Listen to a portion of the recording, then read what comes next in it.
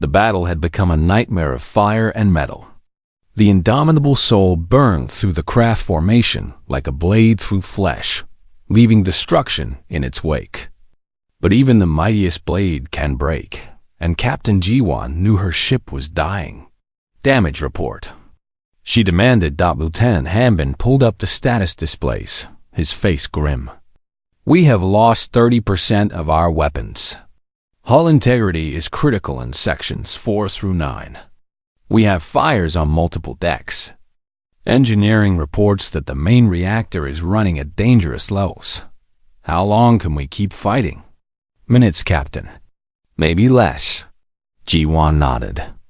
She had expected this. One ship against 47 was not a battle. It was a sacrifice. But every minute they survived was another minute the colonists had to live. Then we make those minutes count, she said. Target the next transport. Ensign Murray worked her console with desperate speed. She was young, barely 22 years old, but she had been trained for moments exactly like this. Her fingers danced across the targeting systems, locking onto a Krath troop carrier that was descending toward the colony. Target locked, she reported. Firing main batteries. The indomitable soul's railguns roared. Tungsten slugs crossed the void in heartbeats and slammed into the enemy transport. The Krath vessel crumpled like paper, its hull tearing apart as it tumbled toward the planet in a burning spiral. But for every transport they destroyed, 3 more took its place. The Krath had numbers. They had firepower. They had everything except the one thing that kept the human ship fighting. They did not have spite. The galaxy had learned many things about humans in the decades since first contact. They learned that humans were curious and stubborn. They learned that humans could adapt to almost any environment. They learned that humans had a strange habit of making friends with other species, even ones that did not deserve their friendship. But the most important thing the galaxy learned about humans was this: they never gave up. Not when they were beaten. Not when they were outnumbered. Not when every rational calculation said they should surrender and accept defeat. Humans fought harder when they were losing. Commander Thax watched the battle from his flagship and felt something he had not experienced in many years. Fear, not for himself, but for what this single human ship represented. If one vessel could cause this much damage, what would happen when more came? All ships, concentrate fire on the human vessel, he ordered. Destroy it now, before it can do more harm. The Krath fleet responded with overwhelming force. Plasma beams converged on the indomitable soul from every direction. The ship's shields flared and died. Its armor began to melt under the sustained assault. Explosions rippled across its hull as weapons batteries were torn away one by one. On the bridge, Captain Ji-won was thrown from her chair as a massive impact shook the entire ship. She hit the deck hard, feeling something crack in her ribs. Pain exploded through her body, but she forced herself back to her feet. Status. She gasped. Shields gone. Weapons at 15%. We are venting atmosphere on decks 3, 5, and 8. Taiho's voice was steady despite the chaos around them. Captain, we cannot take much more of this. Ji-won looked around her bridge. Her crew was bloodied and battered. Consoles sparked and smoked. The lights flickered with every impact. They were dying, and everyone knew it. But they were still fighting. Route all remaining power to weapons, Ji-won ordered. Life support, artificial gravity, everything. I want every last bit of energy in those guns.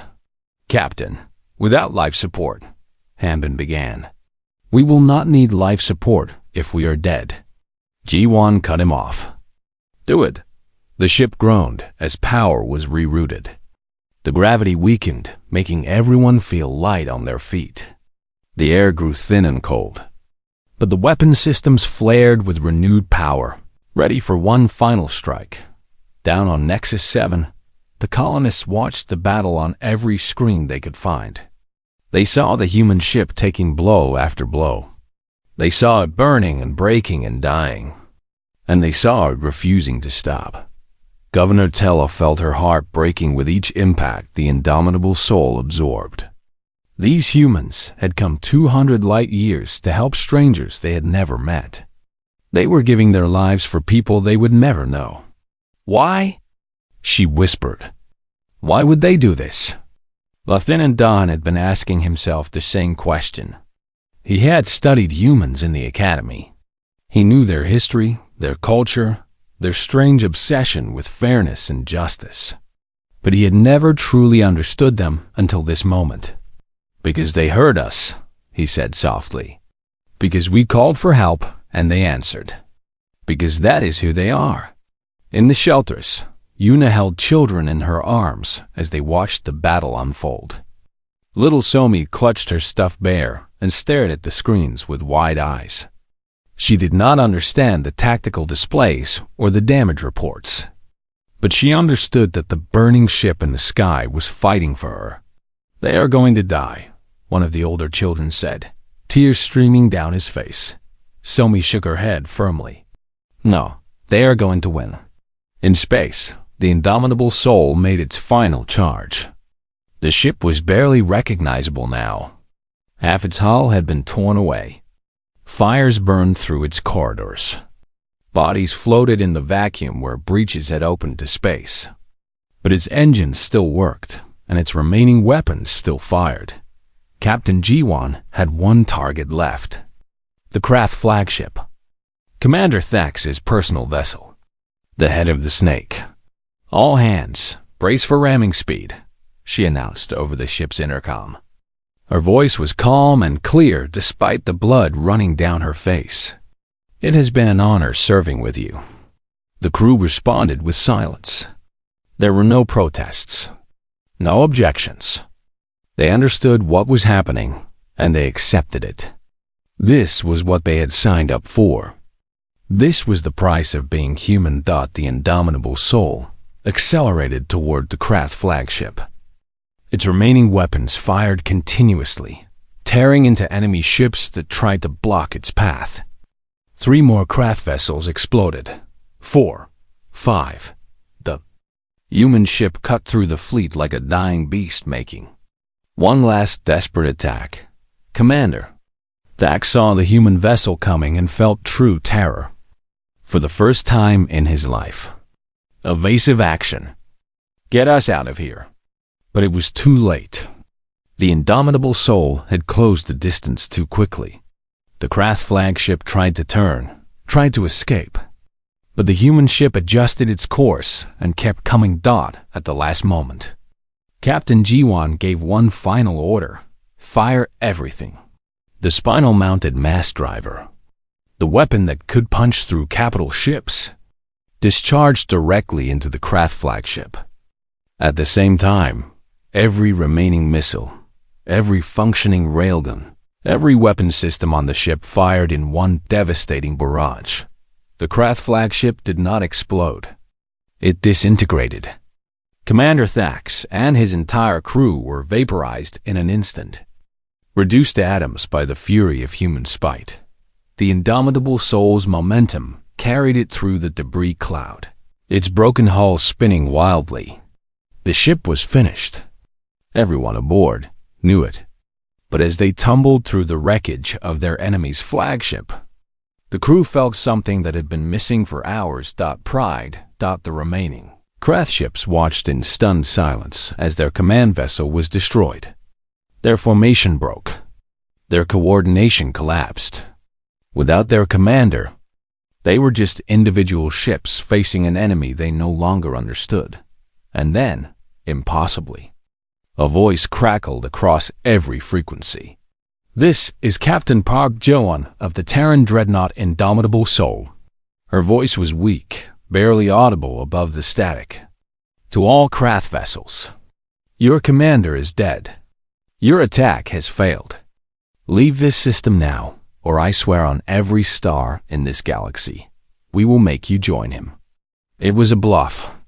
The indomitable soul had no weapons left. It had no engines. It was a dead ship floating in space. But the Krath did not know that. They only knew that one human vessel had killed their commander and destroyed 19 of their ships. They only knew that humans were crazy, suicidal, and completely unpredictable. One by one, the Krath ships began to retreat. Down on Nexus 7, the colonists watched in disbelief as their enemies fled.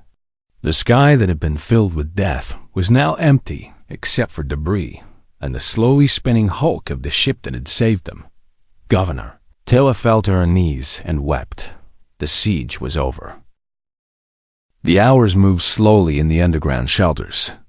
Time had become thick and heavy, like mud that pulled at the feet of everyone who tried to walk through it. Lieutenant Doan sat at his console and stared at the screen until his eyes burned. The distress beacon blinked steadily, sending its signal out into the void again and again. No one answered. No one ever answered. He rubbed his tired eyes and looked at the clock on the wall. 4 hours until dawn. 4 hours until the Krath would come down from their ships and tear apart everything they had built. 4 hours until the end. Yuna entered the command room carrying 2 cups of something that was supposed to be coffee.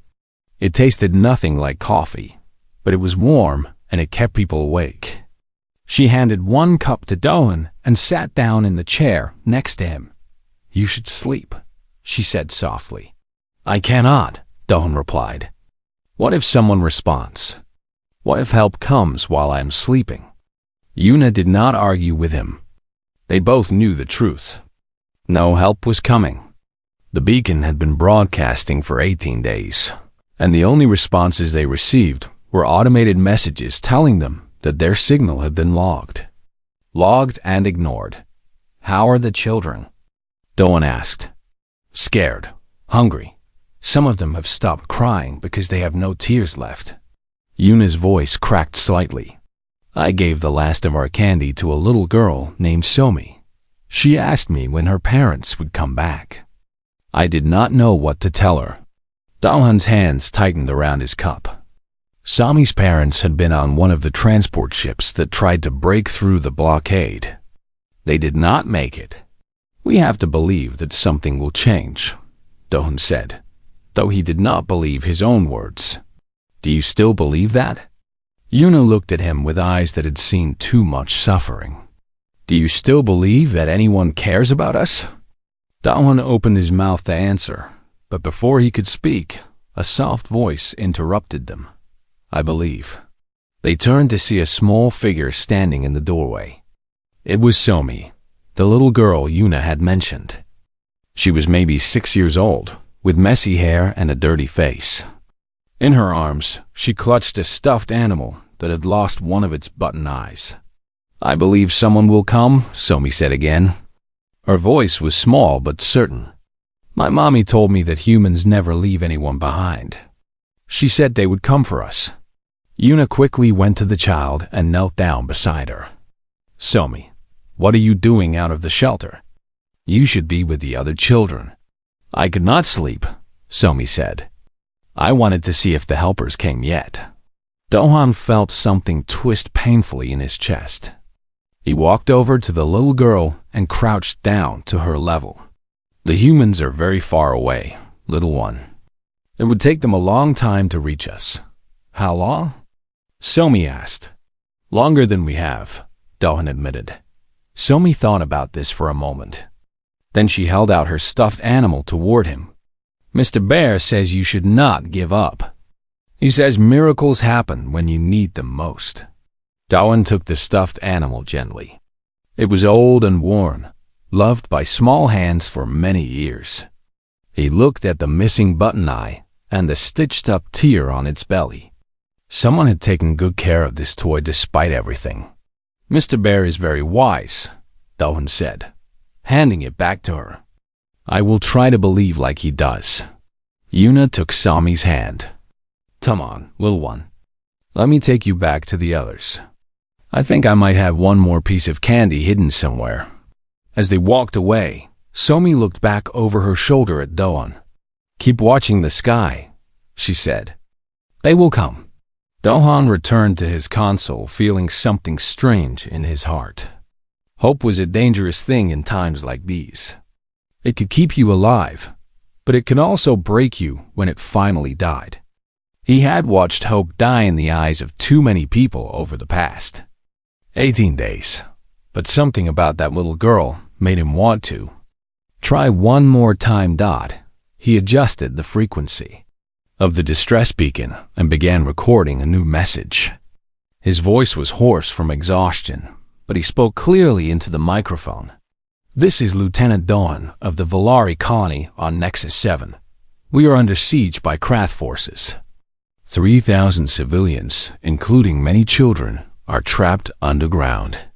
The Galactic Council has declared us expendable. We have no military ships, no heavy weapons, and no way to escape. The Krath have demanded our surrender by dawn. If we do not surrender, they will kill everyone." He paused and took a shaky breath. "To anyone who can hear this message, please help us. We are not soldiers. We are farmers, teachers, doctors, and families. We came to this planet to build a new life, not to die in a forgotten corner of space. If anyone is listening, if anyone cares about 3,000 innocent lives, please respond. Please help us. This may be our last transmission." He ended the recording and sent it out into the void. The message traveled through space at the speed of light, spreading outward like ripples in a cosmic pond. It would reach the nearest council station in 12 hours. Too late. It would reach Earth's listening posts in 3 days. Far too late, but space was strange, and signals did not always travel in straight lines. Sometimes they bounced off debris fields and asteroid belts. Sometimes they caught the edge of communication relays that boosted them forward. Sometimes, very rarely, they found their way to ears that were already listening. Darwin did not know that his message had already been received, 200 light-years away, in a sector of space that most star maps did not even bother to name. A human warship had stopped to repair damage from a recent battle. The ship was called the Indomitable Soul, and it was one of the newest dreadnoughts in the Terran fleet. It had been returning from a mission when a strange signal cut through the static on their communication array in the captain's quarters. A woman named Jiwan sat up in her bed as the ship's computer played the distress call. She listened to every word. She heard the fear in the young lieutenant's voice. She heard the names of children who would die before dawn, and something inside her caught fire. Back on Nexus 7, Dahon stared at his silent console. The clock showed 3 hours until sunrise. The craft ships had begun to move, forming attack patterns above the planet's surface. Soon they would begin their descent. Governor Tilla entered the command room with heavy steps. Her face was pale and drawn. She had spent the last hour saying goodbye to people she had known for years. People she would probably never see again after the sun came up. "Anything?" she asked, though her voice held no real expectation. "Nothing," Dohan replied. Complete silence. Tella nodded slowly. She walked to the main screen and looked at the display showing the enemy positions. 47 ships. Thousands of Krath warriors. Against them stood 3,000 civilians with hunting rifles and kitchen knives. "We will fight," she said quietly. "When they come, we will make them pay for every tunnel, every room, every life they take." "We cannot win," Dohan said. "No," Tella agreed. "But we can be remembered. We can show the galaxy that the Valari do not surrender. We can give our children something to be proud of, even if they do not survive to remember it." Dohan turned off his console. There was no point in monitoring frequencies that would never bring good news. He stood up and faced his governor with a straight back and steady eyes. "Then we fight," he said. "Together." Tilla placed a hand on his shoulder. "Together." In the shelters below, families held each other close. Parents told their children stories about brave heroes and happy endings. Old men and women prayed to gods they had not thought about in years. Young couples whispered promises they knew they could not keep. And somewhere in the darkness, a little girl named Somi looked up at the ceiling of the shelter and imagined she could see stars through the rock and metal. "They will come," she whispered to her stuffed bear. Humans never leave anyone behind. The clock continued to tick. 2 hours until dawn. The silence pressed down on them like the weight of the entire universe. But silence, as the Krath would soon learn, does not last forever. Sometimes it shatters. The Krath commander stood on the bridge of his flagship and watched the sun begin to rise over Nexus 7. His name was Thax, and he had conquered 12 worlds in his lifetime. This small colony would be his 13th. An easy victory. A forgettable triumph. His second officer approached with clicking mandibles. "Commander, the prey has not responded to our ultimatum. They have chosen death." "Then death they shall have," Thax replied. His forearms unfolded as he turned to face his crew. "Begin the descent. I want the tunnels cracked open within the hour. Take the young and the strong for the work camps. The rest are food." The craft fleet began to move. Transport ships filled with ground troops separated from the main formation and started their descent toward the planet. Gunships took position to provide cover fire. Everything was organized, efficient, and brutal. The Krath had done this many times before. Down on the surface, warning alarms screamed through the underground tunnels. Governor Tilla gathered everyone who could hold a weapon in the main chamber. There were maybe 300 of them. Farmers with old rifles. Engineers with improvised explosives. Teachers with nothing but courage and desperation. "This is it," Talla said, her voice echoing through the chamber. "They are coming. We cannot win this fight, but we can make them remember us.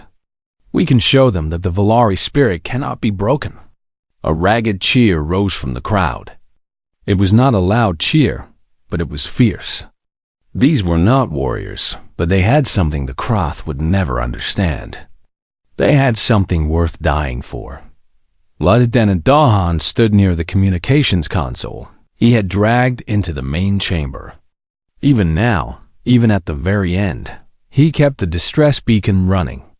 Yuna stood beside him, a medical kit strapped to her back and a pistol in her trembling hands. "Dohan," she said quietly, "if this is the end, I want you to know." "Tell me after," Dohan interrupted. "Tell me when this is over." Yuna smiled sadly. They both knew there would be no after. The first Krath ships breached the atmosphere. Their hulls glowed orange as they fell toward the colony like burning meteors. The ground shook with distant impacts as troop carriers landed on the surface. Soon, the enemy would reach the tunnel entrances. Soon, the killing would begin. And then something strange happened. Dahan's console suddenly lit up with activity. Warning signals flashed across every screen. He stared at the readings in confusion, not understanding what he was seeing. "That is impossible," he whispered. "What?" Yuna leaned over his shoulder. "What is it?" "There is something coming through hyperspace." Dahan's fingers flew across the keyboard. "Something big. Something moving faster than anything I have ever seen." Governor Tella pushed through the crowd to reach them. "Krath reinforcements?" "No." Dahan looked up at her with wide eyes. "The signature does not match any Krath vessel. It does not match any council vessel either. It is human." Before anyone could respond, the universe screamed. There is no sound in space. Everyone knows this. The void is silent and empty and cold. But when the indomitable soul tore through the fabric of reality at speeds that should have been impossible, it created a shockwave that translated into every frequency the colonists could detect. Their radios howled. Their screens flickered with static. The very walls seemed to vibrate with the fury of something primal and unstoppable. In orbit, the craft fleet detected the newcomer moments before it arrived. Commander Thax watched his tactical display with growing alarm as a single ship exploded out of hyperspace directly in the center of his formation. The indomitable Soul was a monster of human engineering. It was not beautiful like the elegant ships of the Council races. It was not sleek like the predatory vessels of the Krath. It was ugly and brutal, and covered in weapons that bristled like the spines of an angry beast. Its hull was scarred from 100 battles. Its engines burned so hot that they left trails of superheated plasma in its wake and painted on its bow. In letters that could be seen from miles away were 3 simple words: never left behind. Captain Park Ji-won stood on the bridge of her ship and looked out at the enemy fleet surrounding her. 47 warships against 1. The math was simple. The odds were impossible. She did not care. "Open a channel," she ordered. "All frequencies. I want everyone to hear this." Her communications officer, a young man named Taiho, nodded and activated the broadcast array. "Channel open, Captain." Ji-won's voice rang out across the void, reaching every Krath ship, every colonist huddled underground, every ear that could receive her signal. Nexus 7. "This is Captain Park Ji-won of the Terran Dreadnought Indomitable Soul. We received your distress call." She paused and let her words sink in. "We heard you. Help is here." Down in the tunnels, 3,000 people fell silent. The words echoed through the chambers like a prayer answered. Governor Tilla felt tears streaming down her face, though she did not remember starting to cry. Dohan grabbed Yuna's hand and squeezed it so hard that his knuckles turned white.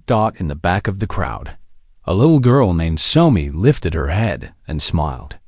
"I told you," she whispered to her stuffed bear. "I told you they would come." Commander Thax recovered from his shock and barked orders to his fleet. "Destroy that ship. All vessels, open fire." The space around the indomitable Soul erupted with weapons fire. Plasma bolts and missile swarms converged on the human vessel from every direction. It should have been instant death. It should have been the end of a foolish rescue attempt. But Captain Ji-won had not come this far to die easily. "All hands, battle stations," she commanded. "Ensign Myray, activate point defense systems. Lieutenant Hambin, bring main batteries online. Navigation, keep us moving. I do not want us to be an easy target." The indomitable Soul came alive with deadly purpose. Point defense cannons swatted missiles out of the sky like insects. The ship twisted and rolled through the enemy fire with a grace that seemed impossible for something so large. And then it started shooting back. Human weapons were not elegant. They did not fire beautiful beams of coherent light or elegant plasma streams. Human weapons were crude, brutal, and devastatingly effective. Railguns accelerated tungsten slugs to a fraction of the speed of light. Missile pods vomited swarms of smart munitions that tracked their targets with hungry determination. And at the center of the ship, a spinal-mounted mass driver capable of punching holes through capital ships began to charge. The first Krath gunship exploded as a railgun round tore through its hull. The second and third followed moments later. The indomitable Soul carved a path through the enemy formation, leaving burning wreckage in its wake. On the Krath flagship, Commander Thax watched in disbelief as his carefully organized attack fell apart. How is this possible? It is only one ship. His second officer had no answer.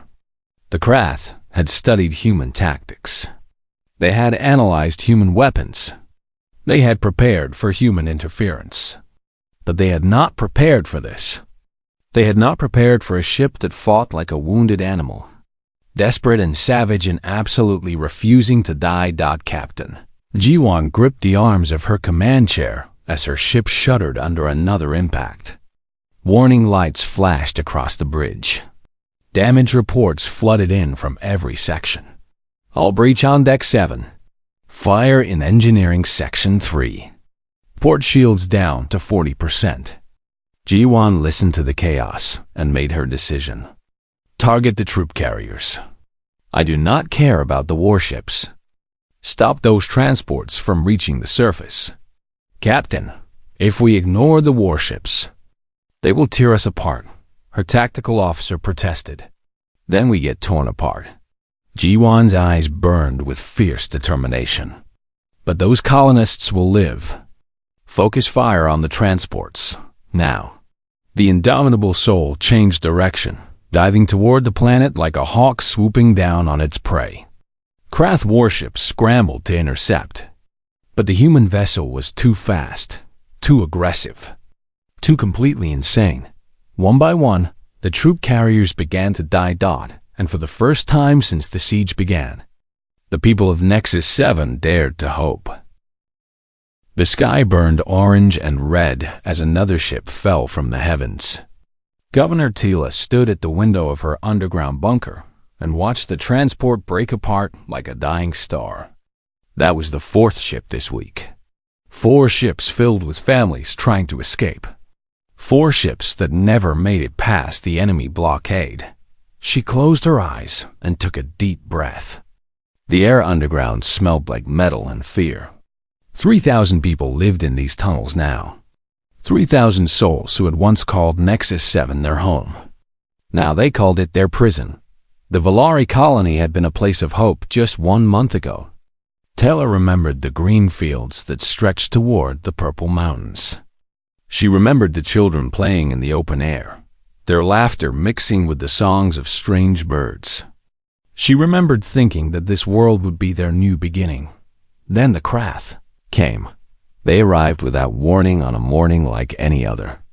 Their ships blocked out the sun, casting shadows across the entire valley. The Krath were insectoid creatures, standing 8 feet tall with 4 arms and eyes that showed no mercy. They came to harvest. They came to take. They came because the galaxy had forgotten about the small colony on the edge of known space. Tilla turned away from the window and walked deeper into the bunker. The corridors were narrow and poorly lit. Water dripped from pipes overhead. Every few meters, she passed groups of colonists sitting against the walls. Some prayed. Some cried. Most just stared at nothing, their eyes empty of hope. A young woman ran up to her. Her name was Yuna, and she served as the colony's chief medic. Her white coat was stained with blood and dirt. Dark circles hung under her eyes like bruises. "Governor, we have a problem," Yuna said. Her voice was tired, but steady. "Another one?" Tella asked. There were always problems now. The water recyclers are failing. We have maybe 3 days before the main system shuts down completely. Yuna handed her a tablet showing the technical readouts. The numbers were bad. Very bad. Tella looked at the data and felt something heavy settle in her chest. "Can we fix it?" "We need parts. Parts that are sitting in Warehouse 7 on the surface." Yuna's jaw tightened. The warehouse that the Krath destroyed yesterday. They stood in silence for a moment. Above them, they could hear the distant thunder of orbital bombardment. The Krath were not in a hurry. They had surrounded the planet with 47 warships. No one could get in. No one could get out. They were simply waiting for the colonists to give up. Tella walked to the central command room. It was a small space filled with old computers and flickering screens. Lieutenant Dohan sat at the main console, his fingers moving across the keyboard without rest. He was young, barely 25 years old, but the siege had aged him. His black hair had started turning gray at the temples. "Any response to our distress beacon?" Tella asked, though she already knew the answer. Dohan shook his head slowly. "Nothing, Governor. I have been broadcasting on all frequencies for 18 days. No one is coming? The Galactic Council?" She pressed. They sent a message 3 days ago. Dohan pulled up the transmission on his screen. They declared Nexus 7 strategically expendable. They will not send ships to help us. Strategically expendable. Tella let those words sink in. The council had looked at their maps and their numbers and decided that 3,000 lives were not worth the cost of a rescue mission. They had drawn a line around the colony and written it off like a bad investment. What about the humans? She asked quietly. Dolan looked up at her with surprise. The humans? Governor, their nearest base is over 200 light years away. Even if they received our signal, they could not reach us in time. Tella nodded. She knew this. Everyone knew this. The humans were part of the Galactic Council, but they were still new to space travel. Their ships were fast, but not fast enough. Their weapons were strong, but their fleet was small. They were good allies to have, but they were too far away to make a difference. Still, she had hoped. A loud alarm suddenly filled the room. Red lights flashed on every console. Don's fingers flew across his keyboard as new data filled his screen. What is happening? Tella demanded. The Krath are broadcasting a message, Dohan replied. They are sending it to everyone on the planet. The main screen flickered and then showed an image that made Tella's blood run cold. A Krath commander stood in what looked like a throne room made of bone and metal. Its forearms were folded across its chest. Its mandibles clicked together as it spoke in a voice that sounded like stones grinding against each other. Valari colony, the creature said. Your situation is hopeless. Your council has abandoned you. No ships will come to save you. We offer you one final choice. The Krath commander leaned forward, its compound eyes gleaming with cruel intelligence. Surrender by dawn, and you will live as workers in our hive. Resist, and we will crack open your tunnels like shells. We will drag your people into the light and harvest them one by one. You have until the sun rises to decide. The transmission ended. The room fell silent except for the hum of machines and the distant sound of explosions. Tella looked around at the faces of her staff. She saw fear. She saw exhaustion. But she also saw something else. Something that burned quietly beneath the surface. We will not surrender, she said firmly. We will not become slaves to these monsters. Governor, Dohan spoke carefully, if we do not surrender, they will kill us all. Then we will die free. Tella's voice did not waver. Send a message to every shelter, every tunnel, every hiding place on this planet. Tell our people to hold on. Tell them that as long as we breathe, we do not give up. Dohan hesitated for only a moment before nodding. Yes, Governor. As he began typing the message, Tella walked back to the window. The sky was dark now, filled with enemy ships that moved like hungry insects waiting for their meal. The sun would rise in 8 hours. 8 hours until the Krath came for them. She placed her hand against the cold glass and whispered a prayer to anyone who might be listening. She prayed for a miracle. She prayed for a miracle. She prayed for salvation. She prayed for help that she knew would never come. In the depths of space, far beyond the blockade, her prayer traveled outward at the speed of light. It was a small voice in an endless void. A cry for help that no one was supposed to hear. But someone did hear it, and someone was already on their way. The sun rose over Nexus 7, and for the first time in 18 days, its light brought hope instead of fear. The sky was clear except for the scattered debris of the battle that had saved them all. Somewhere up there, the broken hull of the indomitable Soul drifted in a slow orbit. Its crew waiting for rescue that might never come. Governor, Tella stood at the entrance to the underground tunnels and looked up at the morning sky. Her people were emerging from their shelters one by one, blinking in the sunlight like creatures waking from a long nightmare. Children laughed and cried at the same time. Parents held each other and spoke words that had seemed impossible just hours ago. "We survived," Una said softly, standing beside her. "I cannot believe we survived." "They saved us," Tila replied. "Those humans flew 200 light years to save people they had never met. They gave everything for us?" Lieutenant Doan approached them with a communication device in his hand. His face was tired but hopeful. "Governor, I have managed to establish contact with the Indomitable Soul. Their communication systems are barely working, but they are alive." "How many?" Tela asked. "Of the original crew of 300, approximately 140 survived." Dohan paused, his voice thick with emotion. "Captain G1 is among them. She's badly injured, but she is alive." Tila felt tears returning to her eyes. 140 people had survived. That meant 160 had died. 160 humans had given their lives for strangers on a planet they had never seen. Can we reach them? Can we help them? "I have already contacted our engineers," Dohan said. "We are gathering every shuttle and repair craft we have. We are going to bring them down safely. We are going to save them like they saved us." The rescue operation began within the hour. Every able-bodied person in the colony volunteered to help. They did not have military ships or advanced technology, but they had determination and gratitude. Shuttles that had been hiding in underground hangars were brought out and prepared for launch. Medical teams gathered every supply they could find. Engineers worked frantically to adapt their equipment for space rescue. On board the Indomitable Soul, the surviving crew waited in the sections of the ship that still held atmosphere. They were wounded, exhausted, and running out of air.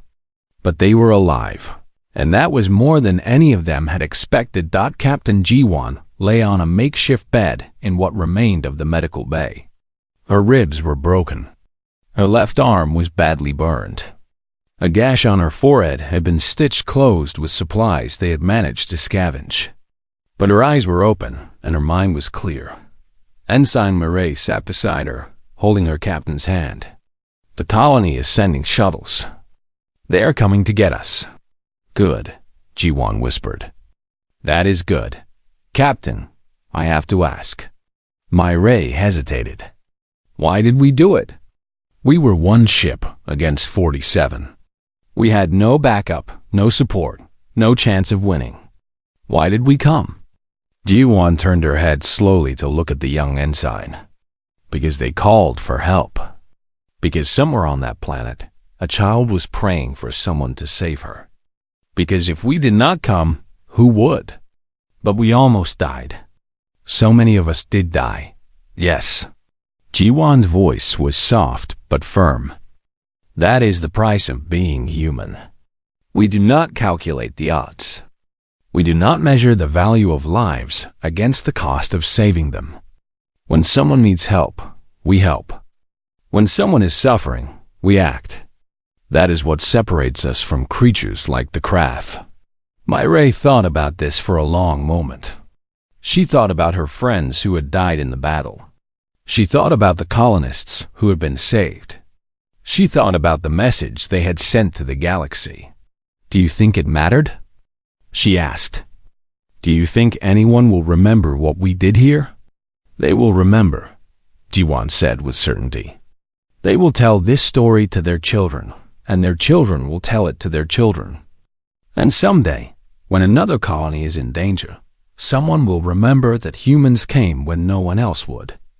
Someone will know that help is never as far away as it seems." The first colonial shuttle docked with the Indomitable Soul 2 hours later. The hatch opened, and colonists flooded into the damaged ship with medical supplies and rescue equipment. They found survivors huddled in corners, wounded and dying, but still holding on. Governor Tilla was on the first shuttle. She made her way through the wreckage until she found Captain G1 in the medical bay. The two women looked at each other for a long moment before Tella knelt beside the captain's bed. "Thank you," Tella said, her voice breaking. "Thank you for coming. Thank you for everything." Ji-won smiled weakly. Nobody gets left behind. That is the human way. The survivors were brought down to the planet over the next several hours. Colonial doctors worked alongside human medics to treat the wounded. Families opened their homes to the heroes who had saved them. Food that had been carefully rationed was shared freely. For the first time since the siege began, Nexus 7 felt like a community again.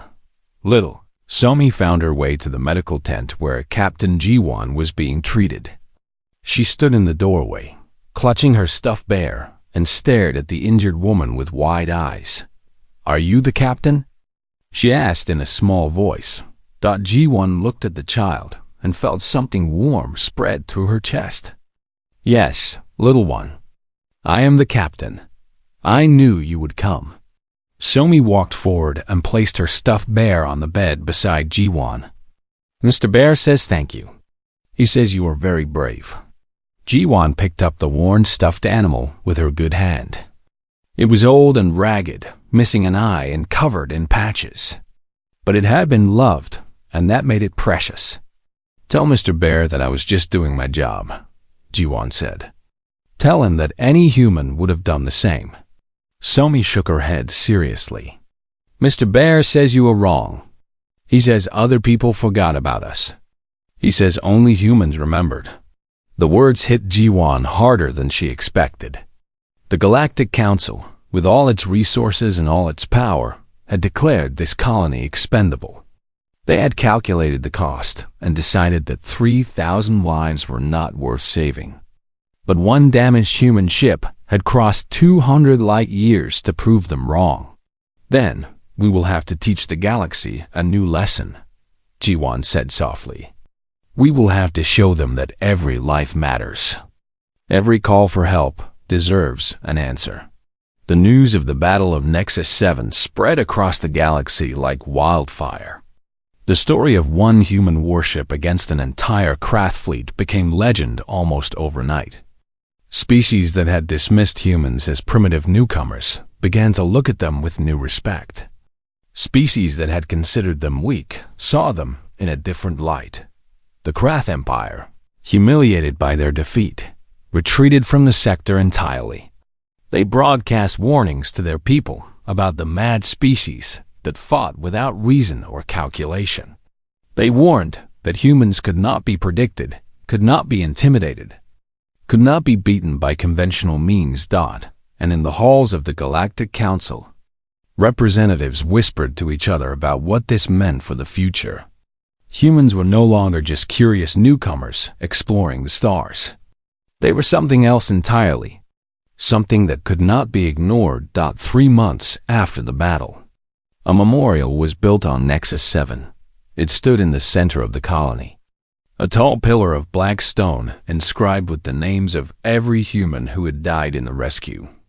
At its base, carved in letters that would last for centuries, were the words that had been painted on the indomitable soul's hull: "Never left behind." Captain Ji-won attended the dedication ceremony, still recovering from her injuries, but strong enough to stand. She looked at the names of her fallen crew and felt the weight of their sacrifice. They had died far from home, fighting for people they had never met. They had died because that was who humans were. Governor Tella stood beside her and spoke to the assembled crowd. "Today, we honor those who gave everything for us," she said. "We honor the crew of the indomitable soul, who heard our cry for help and answered with courage beyond measure. We honor Captain Park Ji-won, who led them through impossible odds and refused to surrender, even when all hope seemed lost." She turned to face the human captain. "When we sent our distress signal, we did not expect anyone to come. The galaxy had forgotten about us. The council had abandoned us. We thought we were alone in the void, waiting for death." Taylor's voice grew stronger. "But you proved us wrong. You proved that somewhere in this vast and uncaring universe, there are people who will cross any distance, face any danger, and pay any price to help those in need. You proved that humanity is not just another species among many. You are something special." Something rare. Something the galaxy desperately needs. She reached out and took Jiwon's hand. "You are hope." The crowd erupted in applause. Humans and Valari stood together, united by a bond forged in fire and blood. They had been strangers before the battle. Now they were family. As the sun set over Nexus 7, painting the sky in shades of orange and purple, Captain Jiwon looked up at the stars. Somewhere out there, other colonies were calling for help. Other people were facing impossible odds. Other voices were crying out in the darkness, hoping someone would hear. And she knew that humans would answer. They would always answer, because that was who they were. And the galaxy was finally beginning to understand.